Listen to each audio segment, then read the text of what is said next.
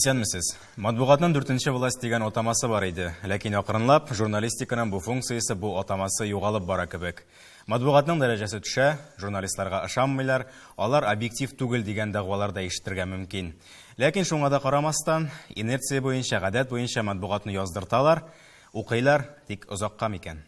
Татарның бүген төрлесе бар. Дәүләт һәм шәхси газеталар, телеканаллар, радиолар, бәйсез татар телле интернет-ресурслар. Зарланырлык түгел, ирекле конкуренциядә һәрберсе аудитория өчен көрәшә. Ләкин бер урында таптанмыйбызмы? Татар матбугатының хәле ниндирәк? Татар журналистның сүзе үтәме, аңа колак салалармы? Бүген шул хакта сөйләшәбез. Исәнмесез?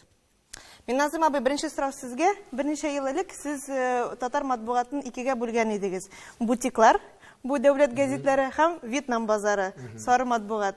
Бу фикерегез үзгәрдеме, юкмы? Әзрәк кенә үзгәрде, чөнки кибетләр дә үзгәрә бит. Яларны куып кертәләр бер җиргә, яларны түбәләрне икенче алыштыралар.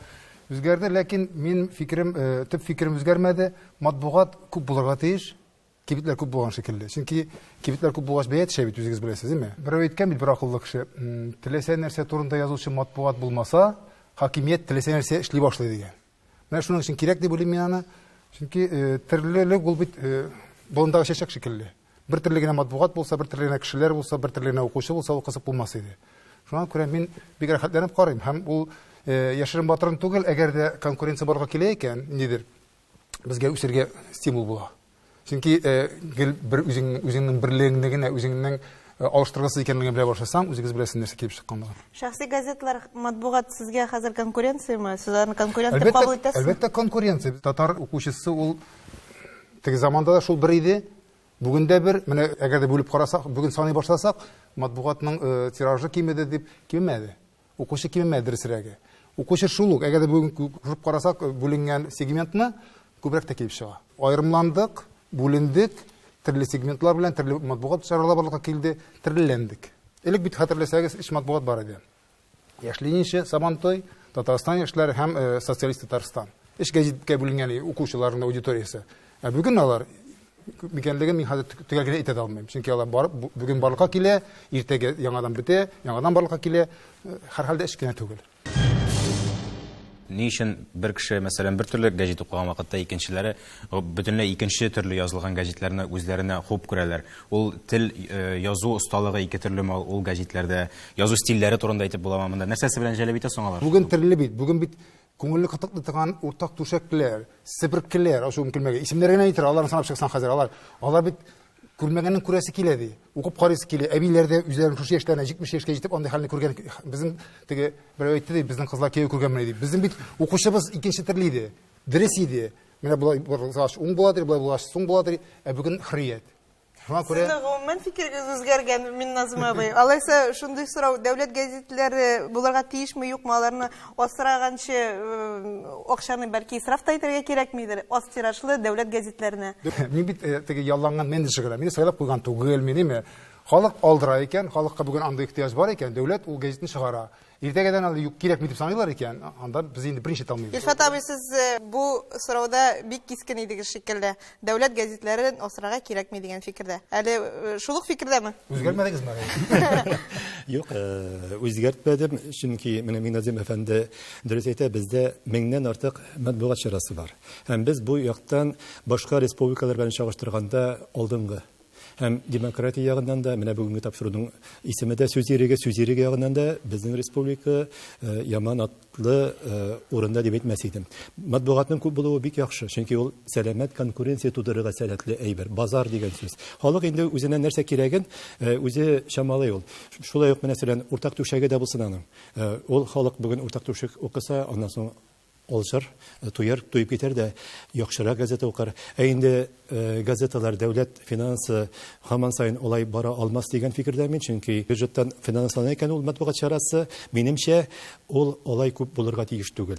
Мәсәлән, берсе бу матбугат, менә шушы финансланучы матбугат, татмили карамагындагы матбугат чаралары да берсе кабатлый. Бер үк мәгълүматны җиткерәләр. Мәсәлән, мин кыдырәтемнән килсә, берничә газетаны берләштерер идем һәм иң сәләтле, иң булдыклы журналистларны эшләтеп, һәм иң көчле газета булдырыр идем. Чөнки 2-3 меңлек тиражлы газеталар урынына саллы тиражлы, яхшы тиражлы, ул дәүләттән финанслансын, яхшы финанслансын, һәм анда журналистлар, талантлы журналистлар эшләп, яхшы хезмәт калсын.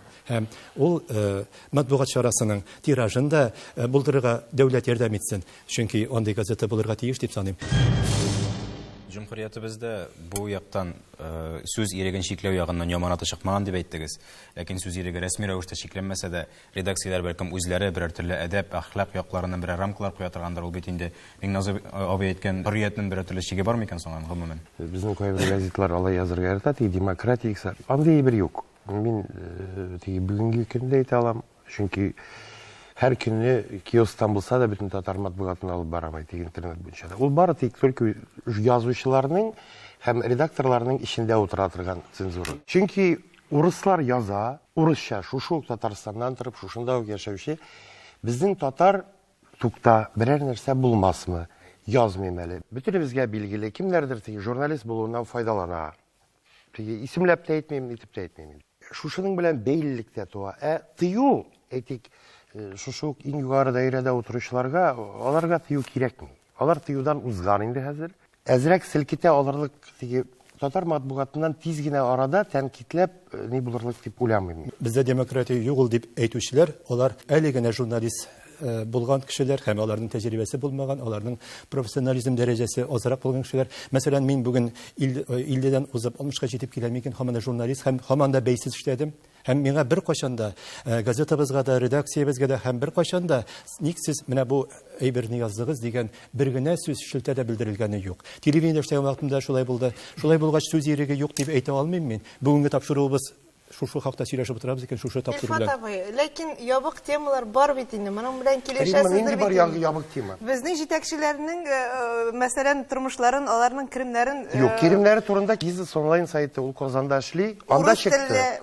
Нигә татарлар язмыйсың? Журналистлары да, безнең укучыларыбыз да бик Юк, тар даирә. Без сан буенча да кая тар даирә? Римма. Юк, тар даирә, чөнки менә Әгәр тиражларны чагыштырып карасак, дигән әйбер бар, гаилә дигән әйбер бар, кылан дигән әйбер бар. Саша, менә шуңа күрә юк. бу әйбер Сез яшь буында да шушындый уй булгачтын, чөнки Әле сезгә моны үмитләнеп утырасыз. Әйе, сезгә кимдер моны сеңдергән. Сез әле бер нәрсә күрмәгән килеш, шулай дип сөйләшеп утырасыз икән. Монда Мин киресенчә бу фикерне өлкән буын турында әйтәм. Яшьләрдә бу стереотиплар юк. Юк, ә Бу нишләп- стереотиплардан азат һәм Юк, менә син бит шуны сөйләп утырасың. Мин әйтәм, өлкән буынның шушы стереотиплар белән яшәвен. Гаилә, дуслык, Бизнес кылан. онлайнда күрдем, мен әйтәм, әгәр дә берәрсе шушыны тәрҗемә итеп бастырыр микән?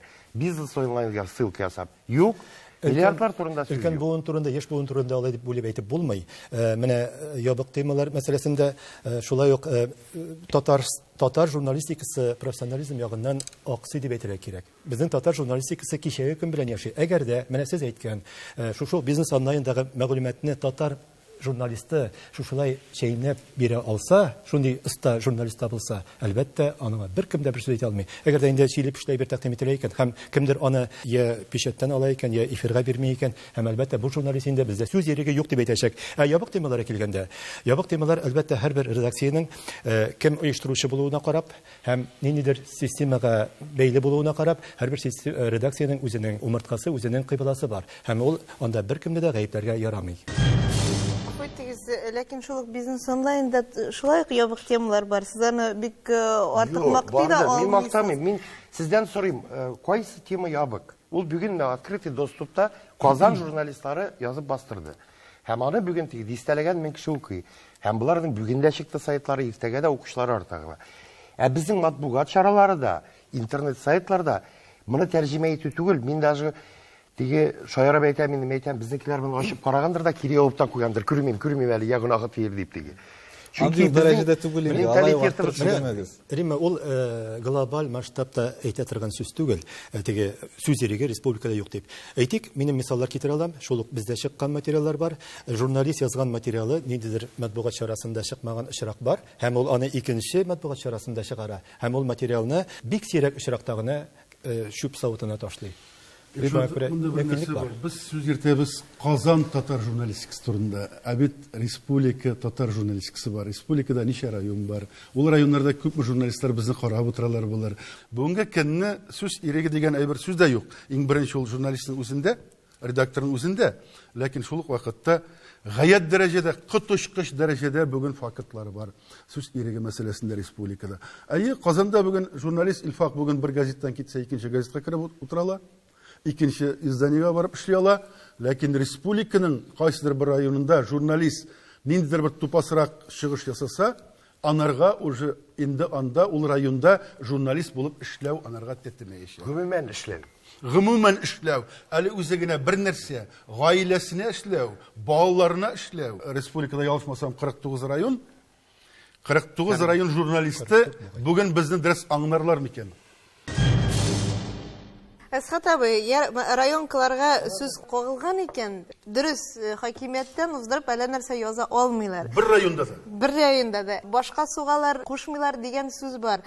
Ләкин бөтен әйбер генә сәясәттә түгел бит. Башкача информацияны, мәгълүматны бирү дә шул журналистның осталыгына керәдер бит. Менә район газетларын ачасың, гел шунда ниндидер сессиялардан сводкалар, нәрсә кем әйтте, шундый рәсми сүзләр. Ләкин ул утырышта төрлесе әйтелә бит. Шуңа бит кызыклы итеп язырга. Сез язып карагыз, Рима. Язып карагыз. 40 ел журналистиканың минем бит. Аның 43 ел журналистиканың дип әйтгәндә 6 ел колхоз пресендә, аның 8 ел редакторда. Мин гади журналистта булган, фотокорреспондентта булган. Ләкин Рима бер нәрсә бар.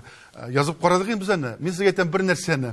89 елдан алып 95 елга кадәр Илфак татар журналистикасында чагыштырмача хәррият булды. 89 елдан 95 елга кадәр. Андан соң без ничек кенә бүген ялганнарга тырышсак та, 200ләнсәк тә, без телевизор караучылар дөрес аңламаслар. Бүген ул хәрриятне сагынып сөйләргә калды. Казанда бар, бүген безнең гәҗитне укыйм, мин бик яратып укыйм.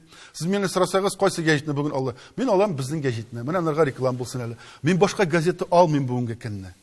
Алмыйм. Нишин дигәндә менә бүген укып килдем Искәндәр Сиражиның бик матур мәкаләсен. Анара кеше кем ничек мәгамәләсе белмим, но мин бүген укыдым ул мәкаләгә, мин 5 тапкыр 5лек куйдым ул мәкаләсенә бата торган корабль турында. Икенчесе, сез уйлыйсыз бит, район журналистикасында, значит, анда утыра оппозиция бераз булса, ул инде булашка каршы тегеләй була. Минем мәзһәбем Ханафи мәзһәбе. Мин Ханафи мәзһәбендә. Минем партбилетым Бердәм Россия партбилеты кисәмдә.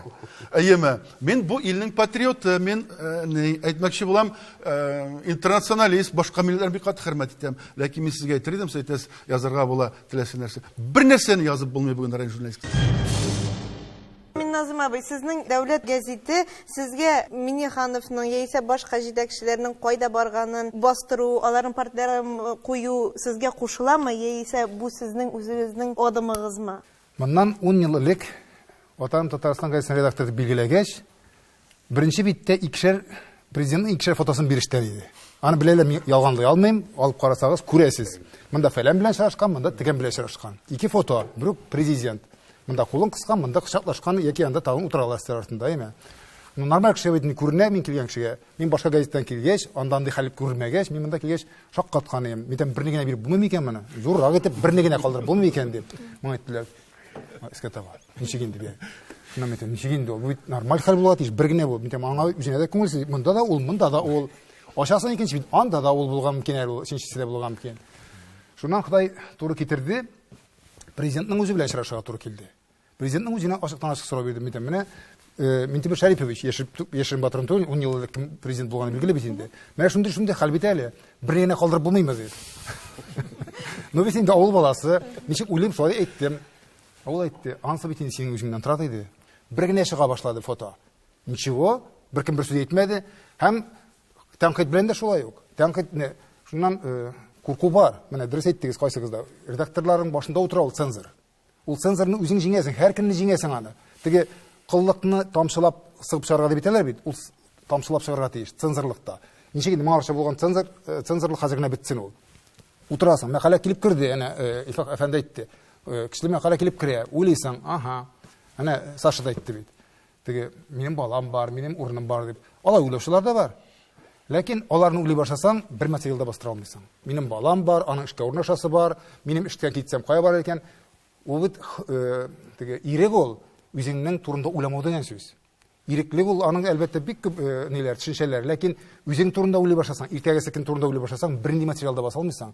Шуңа күрә Бүген бирәсең материалын, иртәгә көтеп утырасың. Пычак төшәр микән, төшмәс микән? Балта төшәр микән, төшмәс микән? Бар. Ничек булмаса инде? Марсы төште бит ул.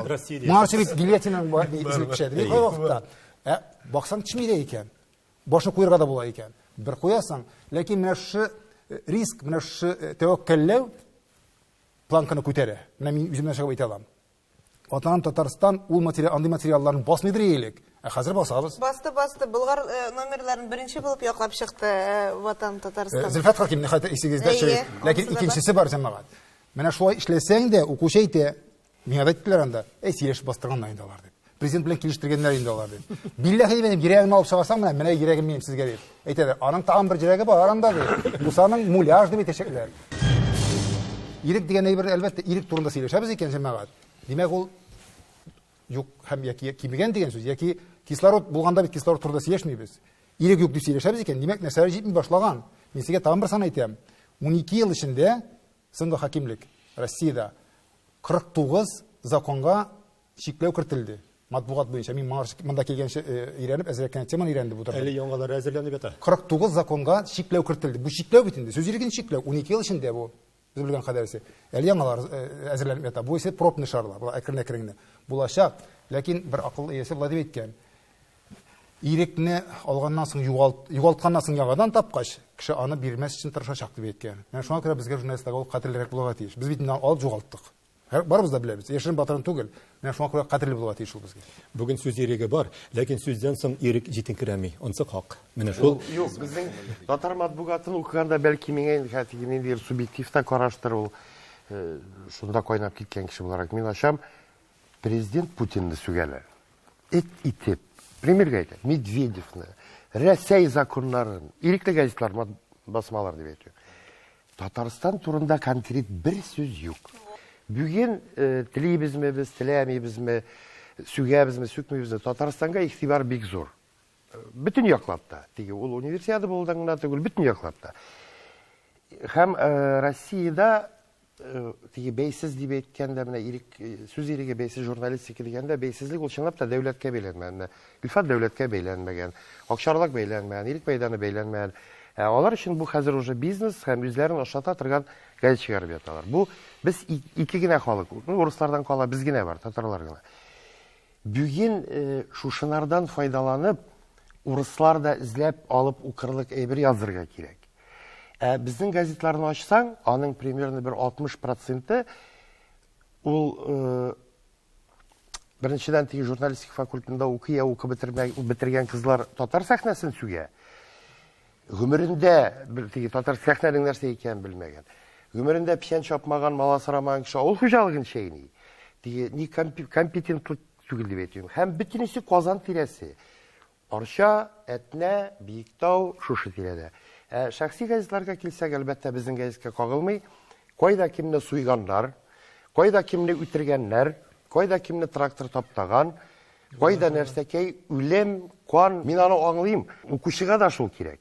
Шул кирәк. Ләкин бу бер 5 ел, 10 ел элек кирәк. Хәзер әзгенә бүтәнрәк әйбер. Безне генә сүкмибез. Без республиканы да тәнкыйтьлебез, республикадагы чатаклыкларны да батырып күрсәтәбез. Шул ук менә күптән түгел санын хәтерләми, универсиадага хәзерлек мәсьәләләрендә сөйләдек.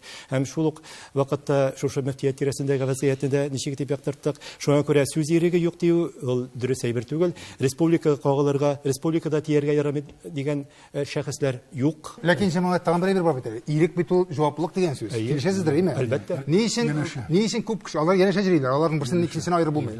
Ни өчен кеше курка? Темада булмаса, ул теманы аңламаса, төбенә төшмәсә. Бүген бит, әгәр дә бүген дөрес әйтмәсәң бит иртәгә судка чакыралар. Элек ул үтәдер. Дөрес әйтсә, дөрес әйтмәсә үтәдер. Бүген бит карап кына торалар, син нәрсә әйткәнлегенә.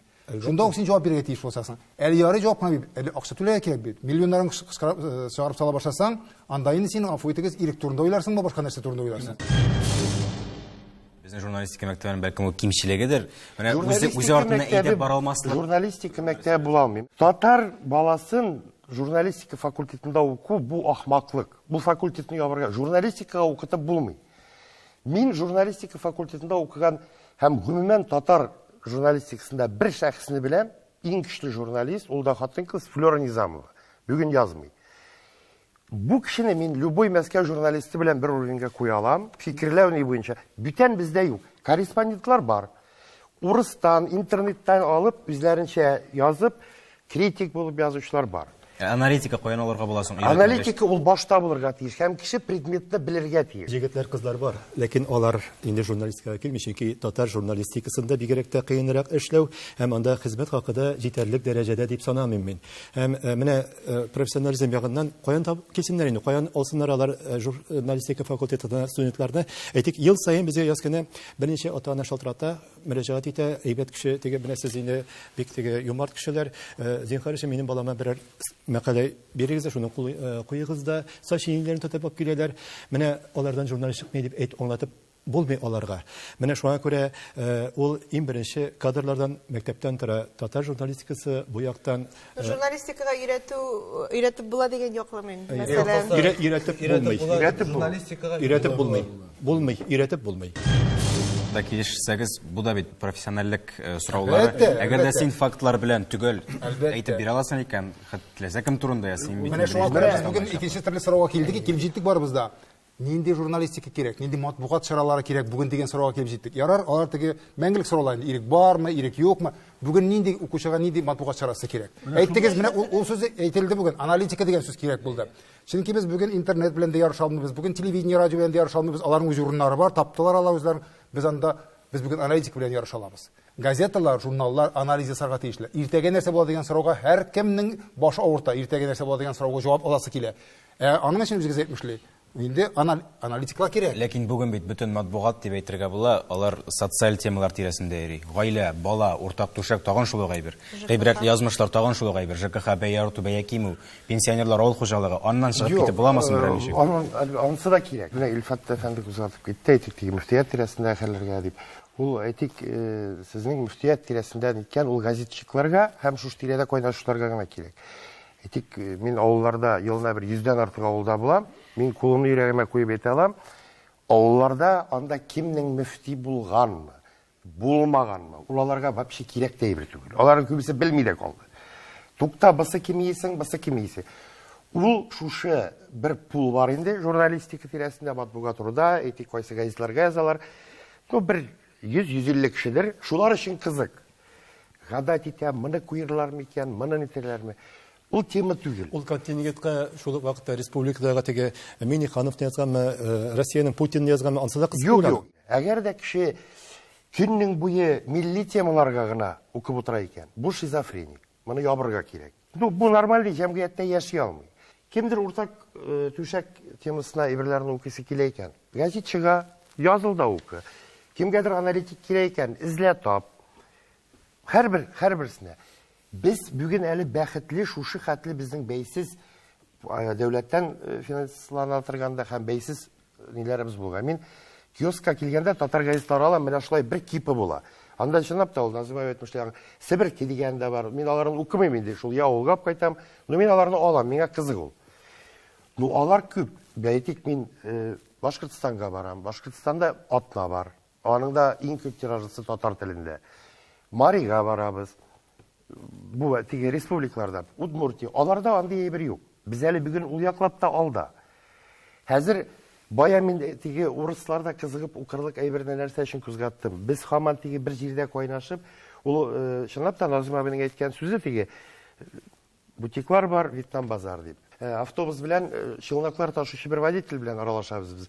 Ул әйтә, әйберне Вьетнам базарыннан ал. Мен әйтәм нигә? Чөнки бутикларга утиклар да шул әйберне шул складта алып куялар. Ул менә бу да безнең газетлар сәясәтендә. Әкингә җәелмибез. Шушы Казан тирәсе. Казан татар дөньясының бер пиштики генә урыны гына ул.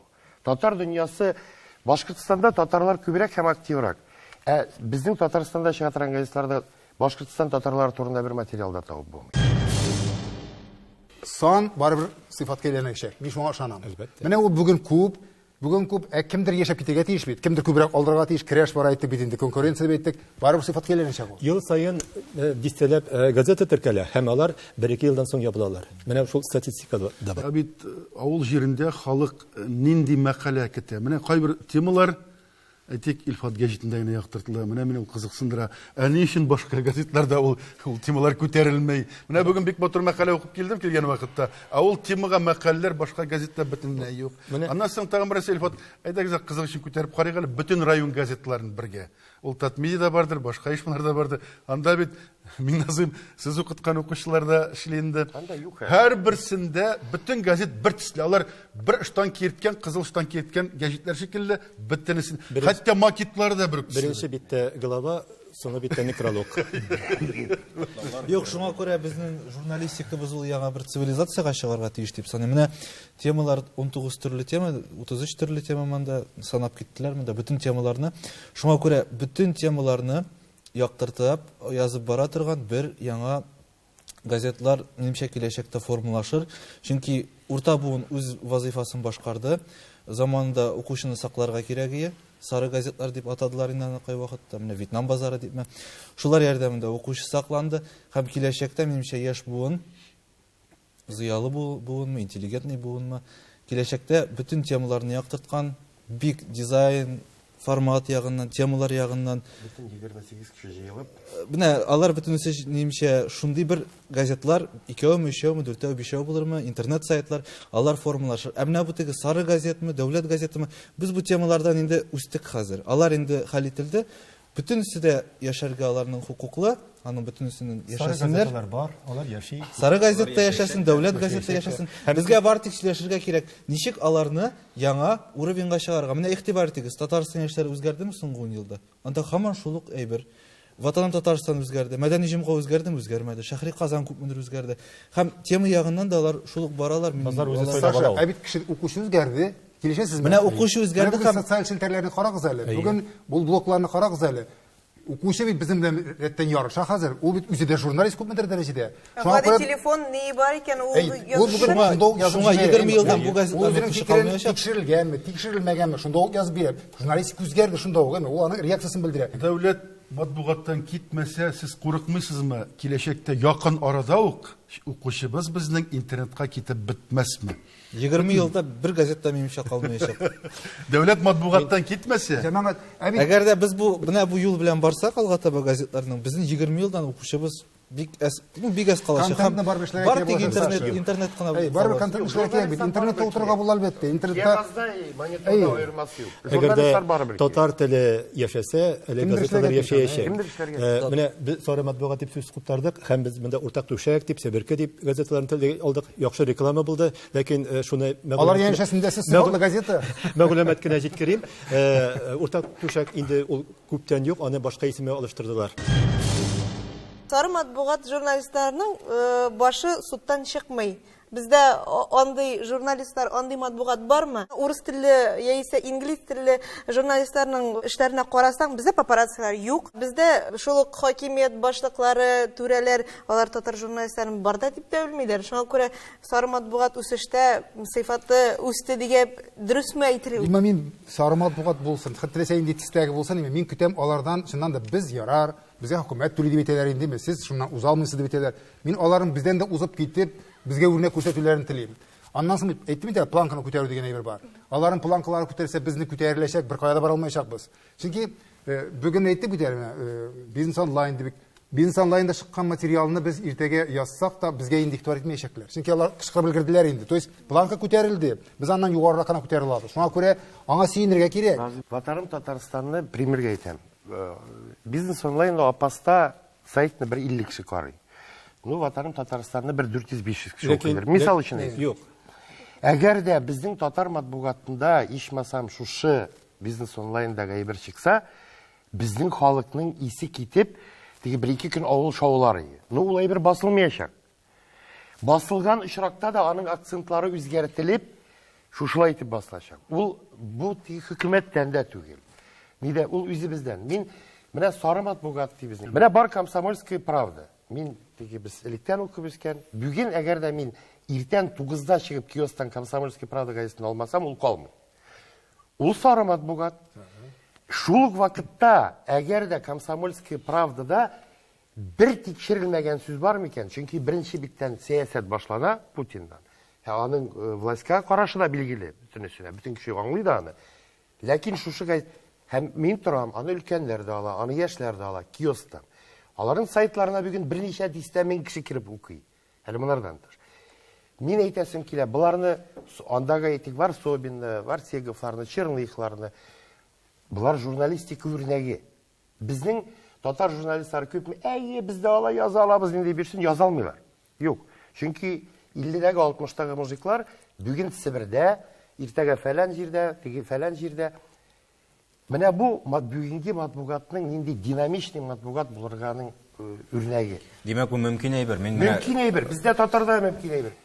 Илфак, аңлашыла, ләкин алай бетереп татарчаларга кирәкмидер. Татар журналистикасында, матбугатында азмы күпме уникаль әлбәттә, ул 7 миллионлы татар мәгълүмат халкы. чыга. Кайда, берәү Ләкин, мин үземнең практикамнан әйтә аламдыр, ниндидер әйберләр барыбер Әлбәттә, теге Апас районының анда фәлән или Котлыбекәштә фәлән кешене машина таптаган, монда журналист барган, анасы елап утырган, андыйлар бар. Ул теге кеше анда укый инде.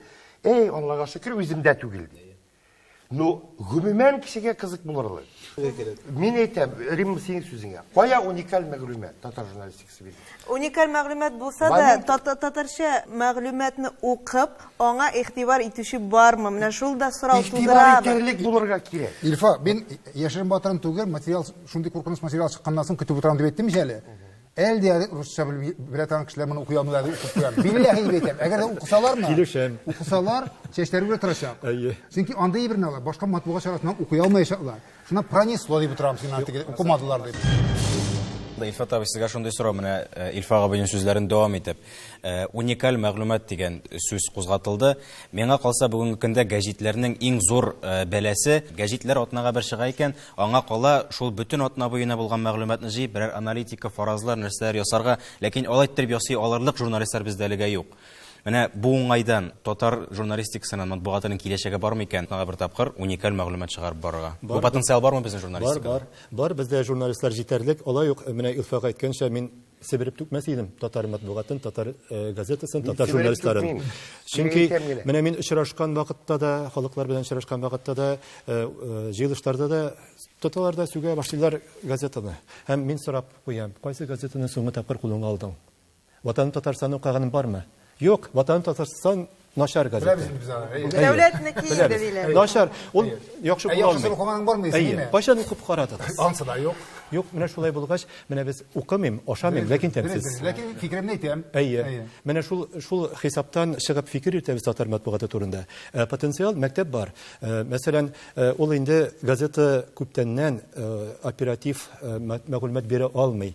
Һәм ул кичәге 3нче көнгә мәгълүматны хәбәр итеп бирә алмый. Без аны менә шулай шәйнәп, анализлап, нидер кемнәрнеңдер фикерен истәп кенә бирә алабыз. Анысы менә бу дәүләт газеталарында бигрәк тә журналистлар белән, яшьләр белән очрашкач, шундый бер фикер иштирә туры килә. Менә без бит инде шундый, менә пресс-конференция, матбугат конференциясендә булдык, президентның шундый җыелышында булдык. Без бит инде политика язабыз. Ул җыелыш политика белән бөтенләй, сәясәт белән бәйле түгел. Ул менә шул социаль тема. Менә шуннан чыгарып, ниндидер материал чыгарга мөмкин. Менә Отчет язмыйча гына. Әйе, отчет, хисап биреп, көн тәртибен язып, фәлән катнашты, фәлән чыгыш ясады, миңа мөһим түгел. Һәм нәрсә булды? Һәм минем халкыма, безнең халыкка менә шушы җыелыштан соң нәрсә булачак? Аерым ул бит Начармы, файдагамы, начаргамы? Саша, сиңа шундый сорау, менә кайбер гәҗитләр, алар интернетта да бар, кагаз басмада да бар. Кайберләр интернетта гына да эшләп килә. Бу уңайдан әйтәсе килә инде, гәҗит, кагаз ул кадерсезләнә бара дип. Аннан соң әйтеп үттеләр, интернет өлкәсенә килсәк, монда бар каждый сустик агроном дигән шикелле күп кешеләр уже яза башлады, үзләре үк журналист буларак. Интернет гәҗитләренең киләчәге бармы? Син әйтеп киткән инде алар бетәчәк. Гомумән кагаз гәҗитләр дип инде интернетның киләчәген инде, һәм менә бу бөтен кешедә интернетка язып яткан бер мәлдә анда журналистика кайсы якка табатлар икән. Менә бу юл белән барсак, безнең минемчә кагаз газетның бөтенләй өмете юк, чөнки менә урта буыннан соң аны укучы сирәк булачак, хәзер яшьләр интернетта. Шуңа күрә интернетта да бөтен слойларны берләштергән эш алып барырга кирәк инде. Шул блок системасы булсынмы, шул аналитика булсынмы. Ә инде кагаз вариантка килгәндә, без хәзер уйларга тиешбез шәһәр газетлары турында, шәһәр форматлы газетлар турында. Менә кайбер газетлар кызганычка каршы шәһәр газеты дигән исем йөртә. Шәһәр газеты бит ул мерчинны язу дигән генә сүз түгел. Ә калган битләр аның авыл темасына китә инде. Шуңа күрә менә шәһәргә юнәлтелгән студентлар укырлык Бүтін кафеларда яткан глянцевый журналлар, менә без шул турда уйларга тиеш. Безнең бит 25 елдан шәһәрдә генә кешеләрнең күпчелеге булачак. Шуңа күрә интернетны көчәйтергә кирәк, блок системасын көчәйтергә кирәк, шәһәрне интернетка тартырга кирәк һәм татар телендә сыйфатлы булса, аны кеше укыячак.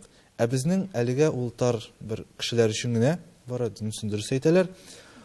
Алга таба, минемчә, менә безнең буын прорыв ясамаса, алга таба прорыв ясау авыр булачак. Менә без күчеш чорына кирип киләбез. Миназарова, килешәсезме?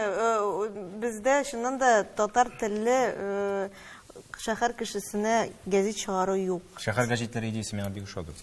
Шуннан да ул юк, чөнки безнең шәһәрдә бер генә тел яшәргә тиеш дигән язылмаган закон бар бит. Шәһәр кешесе татарча укымаска тиеш, Казанда кеше русча сөйләшергә тиеш. Ансы әлбәттә икенче мәсьәлә һәм бик зур. Ләкин Сашның берәр белән килешмим. Ул радио барлыкка килгәннән бирле гәҗиткә һаман да үлем юлыйлар, име? Радио барлыкка килсә, хәтерләсәгез, мин сезгә әйтәдер, име? Инде сөйләп торган хәбәрләр килгәч, үзеннән үзе кергә торган булгач, газета бетте диләр. Телевидение барлыкка килә. О, монсы точно бетте инде телевидение килгәннән соң, име? Интернет килгәч шундый ук шаукым башланды. Ну белмим.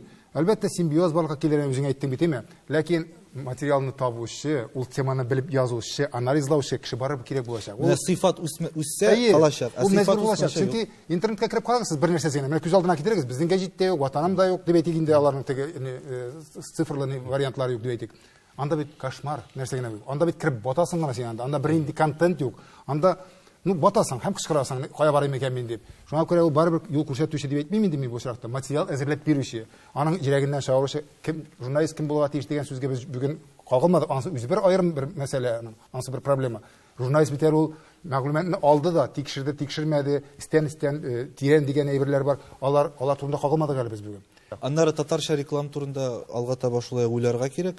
Чөнки татарча реклам бирүчеләр дә ул хәтле күп түгел. Чөнки газетларның сыйфатына кайтып кала, тиражларга һәм укучы аз дип. Бирергә теләми булып чыга мәйне гәҗитнең сыйфаты Кирәк дип кенә, әлбәттә, ул бөтен нәрсәдә тиеш дип кенә бөтен нәрсәдә барып чыкмый. Реклама мәсьәләсендә дә ул мәсьәләдә эшлибез. Ләкин менә мин үзем матбугатны укыйм һәм сайлап кына укыйм. Матбугатны, газеталарны укыйм һәм ашам да газеталарны беренче баш исем укыйм һәм фамилияны укыйм, авторны. Һәм шушы авторга карап кына мәкаләләрне укыйм. Шуңа күрә саллы мәкаләләр булса, реаль тормышны, чынбарлыкны тасвирласа, ул мәгълүмат чарасы, аны укыячаклар. Шәхси газетләрнең мисаллары бармы, ниндидер мәсьәләне хәл иткән? Мәкаләләр языла икән, безнең мәсәлән, безнең системада, безнең редакциядә ул излекле алып барыла, кат-кат языла ул тема, һәм без бу теманың өстеннән төшмибез. Әлбәттә, журналист ул безнең республикада ниндидер бер гадәт, ул республикада түгел, Россиянең бер гадәте, чөнки журналист язганнан гына, журналист язды да, шунда ук барып тикшерделәр һәм мәсьәләне хәл иттеләр дигән сүз юк. Хакимиятне язганбыз икән, ул һаман да урлавын дәвам итә. Ул түрәне язганбыз икән, ул һаман да дәвам итә эшләвен. Ләкин без төрле журналист сораулары белән хатлар язабыз төрле инстанцияләргә, прокуратураларга, һәм безгә ул оешмалардан һәр вакытта да җаваплар килә. Һәм әлбәттә, кайсы берсе булай гына җибәрелгән җаваплар, ләкин барыр кемнәрдер уйланырга, эшләтергә булышабыз. Чөнки журналистика бүген 4нче хакимият түгел, 5нче, 6нче, 7нче, 10нче хакимият. Теге заманнардагы, әнә теге хөррият заманындагы сез әйткән заманнардан инде киттек. Бүген журналистлар үзебез дә гаепләнгән. Безгә ниндидер түрә үзенең теге артист чакырган кебек чакырып, заказ биреп языртырга мөмкин, мактатырга мөмкин, лаки рәвешендә күрергә мөмкиннәр журналистны. Без үзебез дә гаепле, чөнки без сатылабыз. Илфат, коммунистлар заманы үткән булса да, әйдәгез искә алыйк әле менә 30 ел элеккеге вакыйганы. Райкомнар вакытын, обкомнар вакытын, өлкә газетасында ватан тарсында мәкалә чыкса, аны райком секретарда, колхоз председателдә, халыкта укыдыр һәм нинди реакция була иде. Без ул заманда эшләгән кешеләр. Район газетасында ул вакытта бер колхоз турында 770 аналитик кишле материал чыкса, икенче көнне бик сирәк колхоз председателе эләгеп кала иде. 7 мәкалә чыккан вакытта. Шуңа күрә әйтмәкче булам, без бүген ничек кенә республиканың районнары халкына, ничек әйтсәк, Казандагы хәлне чагыштырсак та, Казанда хәлләр әйбәтрәк дип әйтсәк тә, районнарда бер апаста гына түгел, башка районнарда шул ук хәл. Бүген без чынлап торып, яңадан анализламасак үзебезнең бүгенге хәлләребезне, мөстәкыйльлекне күбрәк бирмәсәк, без моннан 30 ел элек булган хәлләргә тоже бәя биреп, шулай ук аларның әйбәт якларını кулланмасак, Без киләчәктә бик яхшыга бармыйбыз татар Бу журналистикасында. сез әйткән шыр цензура булган вакыт. Хәзер цензура юк дибез. Хәзер юк цензура. Ләкин цензура бүген икенче төрле. Ул битлеген салган икенче төрле. 3-4 кеше эшли торган компания, аның президенты бар, вице-президентлары бар, һәм аның матбугат сәркәтибе дә бар. Һәм без шушы президентка үтеп кергәнче, сәркәтибкә тапканчы, сәркәтибтән җавап алганчы бер ай вакыт үтә. Һәм безгә мәгълүматны төрле тарафларны яктыртыра кушалар. Кичә бар җәмәгать. Менә аның бит тыңлап утырам да мин. Коммунистлар шәрәне кечердек. Ул бит инде үттек без аларны.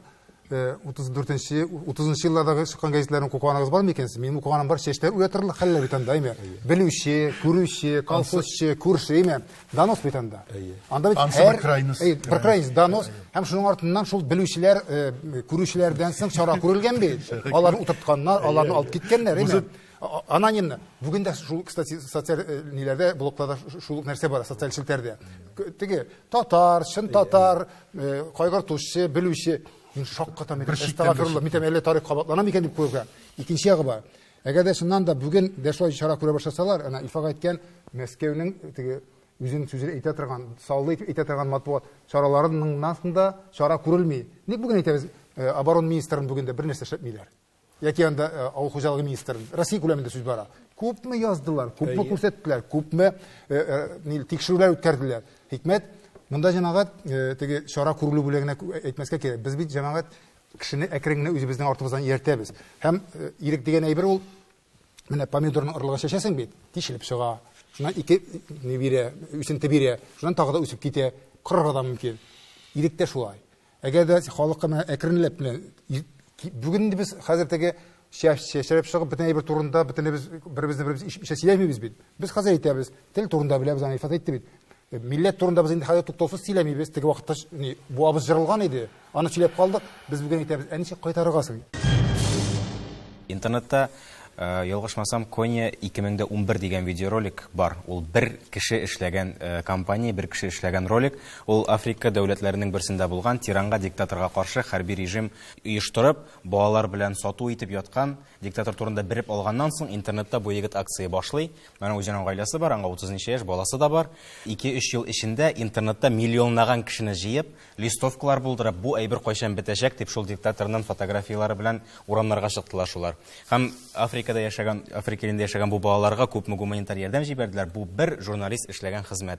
Менә анда фикер булды. Сез язасыз да шуннан нәрсә дигән әйберәйме? Бүгенге көндә бүгенге теманы исәпкә алганда татар матбугатының гражданлык позициясын үстерүдә нинди роле бар? Татар матбугаты үзе артыннан кеше ияртә ала микән бүген? Шушы блогерлар системасы бүгенге көндә менә аларның бердәм эшләве шактый гына эшли. Судьяларны алалар. Шул ук YouTube'та куйган бер ролик аркасында да. Кимдер төшергән, таратылган. Бу да журналистика. Пихтин китеп барды. Әйе, аларны, чөнки ул Мәскәү күләмендә, ил күләмендә бар. Ә бездә ул әйбер әлегә юк. Ул һәм уларның булачагы да күренми. Чөнки әйтәм, бүген иң дәрәҗәле шушы живой журналда анда татарча блоклар юк. Ләкин авылларда кайбер авторлар турында бик зур сөйләшүләр алып баралар. Татар журналистикасында эшләүче, сезнең республика дәрәҗәсендә эшләүче авторлар турында кайбер авторлар авылларда бик популяр авторлар бар. Мин монда әйтсәм, кемдер дөрес кабул итмәс. Барам ди авторлар. Беләсезме, ул үзаң тәрбияләү дигән сүз. Мин мәсәлән табибларны кешенең физик тәнен дәвалаучы дип саныйм. Укытучыларны һәм шул ук исәптән журналистларны да кешенең рухын тәрбияләүчеләр дип исәплим. Һәм шулай булырга тиеш тә. Менә бүген шундый бер тенденция бара. Идарә ителә торган демократия бездә дип әйтәләр. Интервьюлар бирәләр һәм демократия булгач ул идарә ителә торган була аламы инде? Ул управляемый була алмый. Демократия ул законнарны һәм юридик мәсьәләләрне генә хәл итә торган, шуның аркылы гына көйләнә торган әйбер булырга тиеш. Монысы бер һәм икенчедән инде позитив дигән әйбер чыкты. Позитивны да дөрес аңламыйлар бүгенге көндә. Позитив ул кан, күз яшьләре ниндер теге. Мин мәсәлән бер эфир телеканалында карадым. Бер вакыт асылынган кешене беренче тапкыр шунда күрдем. Башымны читкә бордым.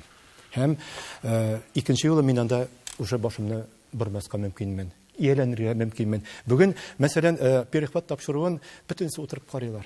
Урама чыгара куркам мин хәзер. Мине таптап китәрләр дип. Аны көтеп алып карыйлар. Менә шул каннан китәргә кирәк. Ул Менә яңа бер закон чыкты, анда плюс 12, плюс 16, плюс 5 дип, ул закон инде акмак закон.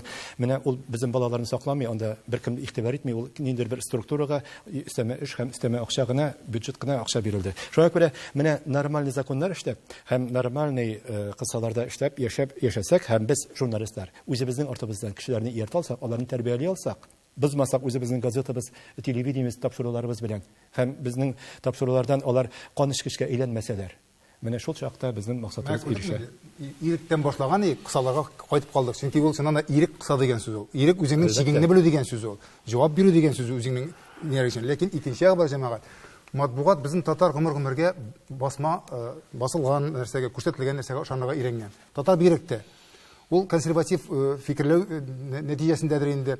Менә без әйттегез бит әле, канга да өйрәтергә була, теләсә нәрсәгә өйрәтергә була. Иң куркыныч нәрсә менә шушы ышандырып укучыны начарга да өйрәтергә була димәкче, нормага әйләндерергә була. Шуңа күрә монда гражданлык позициясе әлбәттә үзеңне чикләү, җавап бирү, җавап тоту, уят дигән нәрсә була тиеш, исем дигән әйбер була тиеш. Чөнки социаль блокларда анда мәсәлән исемсез генә тәнкыйтьләү яки анда теләсә нәрсә әйтсәң дә, кешенең маңгаена бәреп әйтсәң дә, ул да нормага әйләнә икән, тора бара.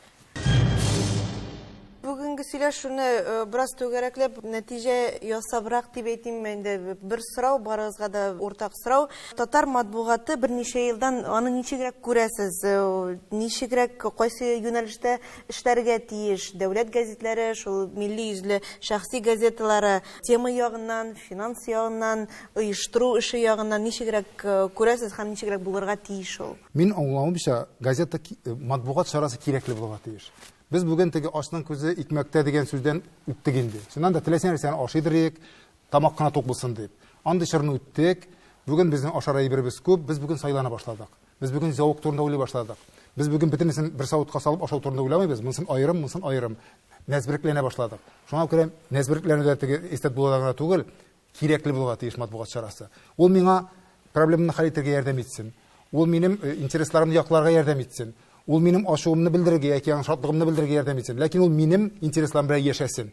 Һәм анда мин үзем дә катнашым ул газетаны яки матбугатны чыгаруда. Менә шундый нене мин күрәм. Алай булганда кешегә кирәкле булса, ул аны кызык өчен түгел, үзенә кирәк өчен яздырырга тиеш, яки карарга тиеш, яки тыңларга тиеш.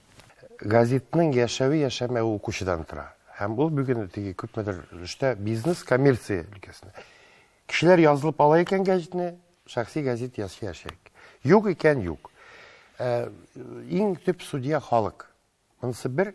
Икенчедән, уйлавымча, чынлап та теге мәгълүмат кыры, шушы интернет булу, телевидение каналлары, башка матбугат чаралары аркасында күп, һәм халык сайлана башлаячак.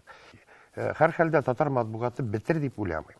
Дәүләт газеты, әгәр дә бу дәүләт безнең хисапка яшитергән дәүләт, халык хисабына яшитергән дәүләт, үзе җыйган акчаның бер шушының хәтлек кенә өлешен биреп татарча матбугат чарасы чыгара икән, яхшы бит инде. Революциягә кадәр матбугат, шул ук мәктәп, мәгарифтә меценатлар хисабына яшәгән.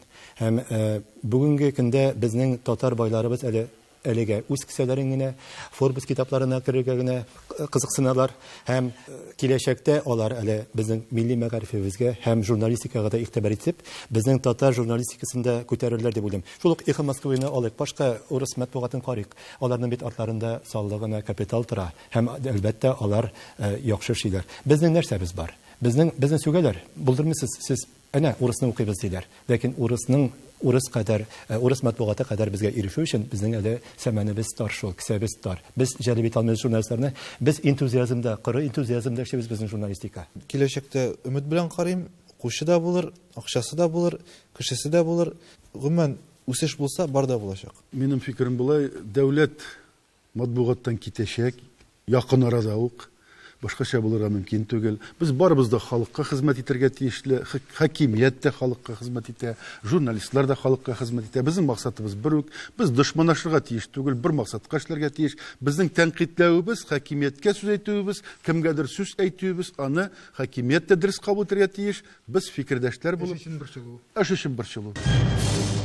Өлкәнрәк яшьтәге ирләрнең өйләрендә альбом эчендә әле дә булса армиядан алып кайткан приказ чыккан гәҗит кисәге ята торгандыр. Бүген исә гәҗитнең кадере ул кадәр үк түгел, ләкин сойларга мөмкинлек бар. Кайдадыр темалар сайрак, кайдадыр алар саллырак, кайдадыр кызыклырак. Ләкин ничек кенә булмасын, бүген студиябездә әйтелгәнчә, матбугатның төп хокымдары әле дә булса халык. Татар матбугаты бүген иртәгә мәсьәләне хәл итми, татар журналистлары кыюсыз, тешсез дип сүгәргә кирәкми. Алар һич югы бүген милли үзаңны, ватандашлар җәмгыятен төзергә ярдәм итә. Аннары тагын бер әйберне әйтергә кирәк. Татар журналистлары бүген милләт, тел яклы. Сау булыгыз.